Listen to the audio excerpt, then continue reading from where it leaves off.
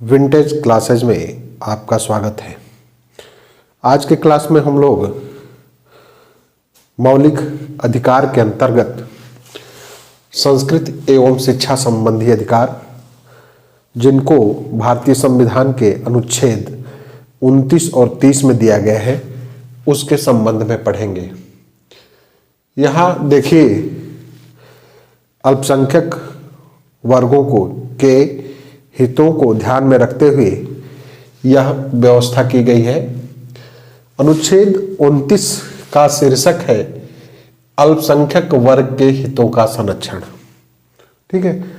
अनुच्छेद 29 में एक में यह कहा गया है कि भारत राज्य क्षेत्र में रहने वाले नागरिकों के किसी भी वर्ग को जिसकी अपनी विशेष भाषा, लिपि या संस्कृति है, उसे बनाए रखने का अधिकार है।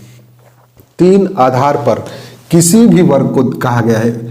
यहां शीर्षक में तो अल्पसंख्यक वर्ग का प्रयोग किया गया है, लेकिन जब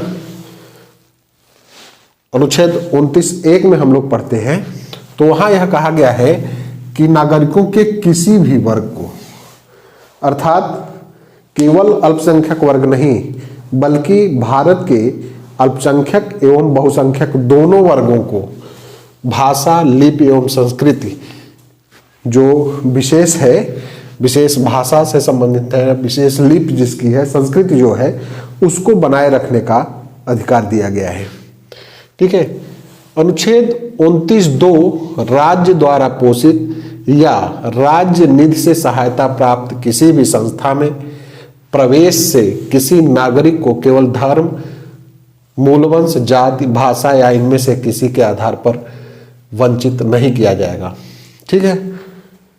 यह अधिकार, यह भी कहा गया है कि राज्य निधि से पोषित, राज्य द्वारा पोषित या राज्य निधि से सहायता प्राप्त, जो पूर्णतः है सरकारी या अर्ध सरकारी, जो भी है शिक्षा संस्था, उसमें धर्म, मूलवंश, जाति, भाषा या इनमें से किसी के आधार पर प्रवेश से रोका नहीं जा सकता।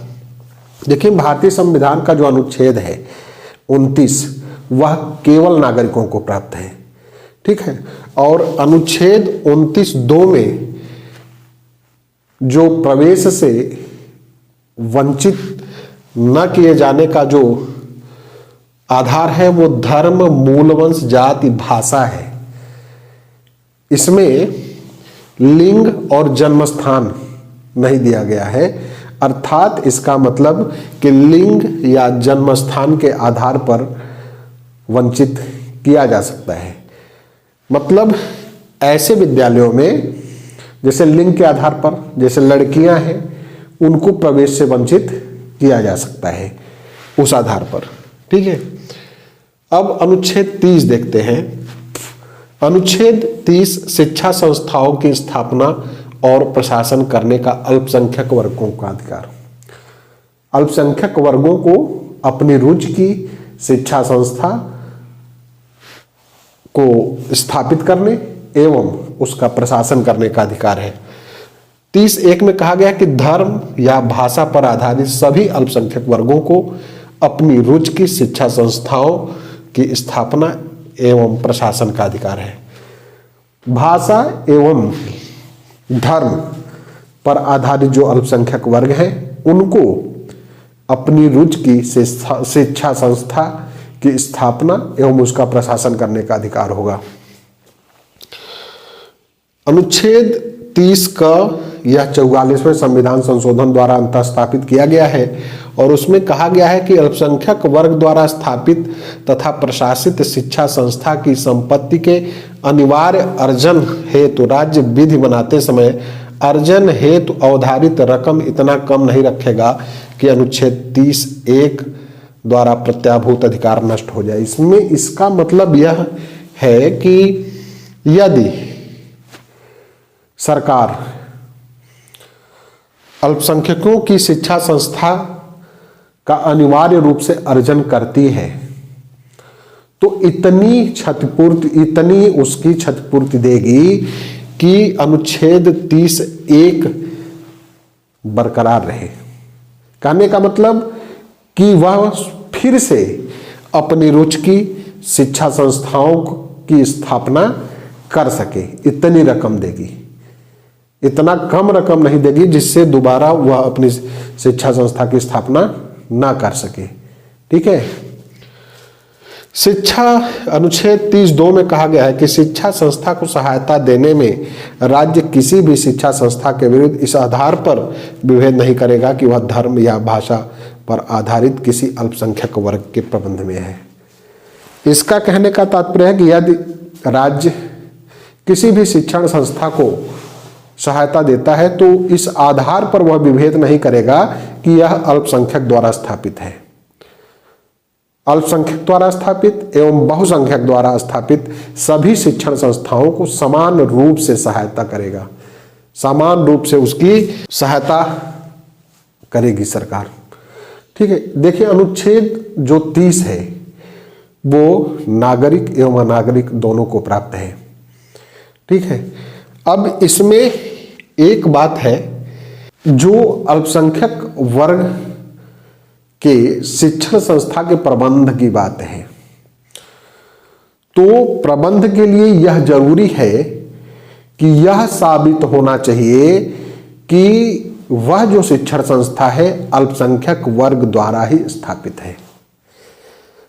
माने शिक्षण संस्था के प्रबंध की पूर्व शर्त है ये कि स्थापित किसके द्वारा होना चाहिए, उसी के द्वारा होना चाहिए। देखिए, अलीगढ़ मुस्लिम विश्वविद्यालय में अल्पसंख्यक वर्गों को प्रबंध का अधिकार नहीं है, क्योंकि इसका जो की स्थापना है वो सरकार द्वारा की गई है। ठीक है। किसी अल्पसंख्यक वर्ग द्वारा नहीं की गई है, इसलिए उसमें अल्पसंख्यक वर्ग का प्रबंध नहीं है। ठीक है। अब देखिए, संविधान में अल्पसंख्यक वर्ग की परिभाषा भी नहीं दी गई है कि अल्पसंख्यक वर्ग क्या है, लेकिन यह माना जाता है कि अल्पसंख्यक वर्ग वह वर्ग है जिसकी संख्या पूरे राष्ट्र की जनसंख्या की आधे से कम है। ठीक है। आधे से कम। तो अब किसी राज्य में अल्पसंख्यक वर्ग की संख्या आधे से अधिक भी हो सकती है, तो उस पर यह नहीं होगा कि वो उस राज्य में अल्पसंख्यक वर्ग से बाहर होंगे। अल्पसंख्यक वर्ग का जो निर्धारण है वो पूरे राष्ट्र की जनसंख्या पर आधारित है। ठीक है। वो निर्धारण जो होता है पूरी राष्ट्र की जनसंख्या पर होता है, न कि राज्य की जनसंख्या पर। ठीक है। अब जैसे किसी राज्य में बहुसंख्यकों की संख्या आधे से कम होगी, तो उसमें वो अल्पसंख्यक वर्ग के अंतर्गत नहीं आएंगे, क्योंकि पूरे राष्ट्र की जब जनसंख्या देखी जाएगी इस आधार पर निर्धारित होता है। ठीक है। जो सरकार है वो 5 जातियों को, जैसे मुस्लिम है, बौद्ध है, सिख है, पारसी है और ईसाई है, इन लोगों को अल्पसंख्यक वर्ग के अंतर्गत रखा है, क्योंकि इनकी जनसंख्या राष्ट्र की आबादी से आधे से कम है। ठीक है। इस तरह से जो अल्पसंख्यक वर्गों की सुरक्षा की बात है, शिक्षा एवं संस्कृति संबंधी अधिकार है, उसको भारतीय संविधान के अनुच्छेद 29 और 30 में दिया गया है। यहाँ हमें अनुच्छेदों की बातों को ध्यान में रखना है, किसी न किसी में इसमें कीवर्ड पकड़ना है कि किस अनुच्छेद में क्या बात कही गई है, इसको समझना है, क्योंकि जो संवैधानिक भाषा है वो बहुत टेढ़ी मेढ़ी है, बेयर एक्ट की भाषा है, या किताब में जो लिखा है वो थोड़ा सा टिपिकल पड़ता है, तो इसको सरल भाषा में यहाँ प्रस्तुत किया गया है और इसको आप नोट्स भी बना सकते हैं। ठीक है।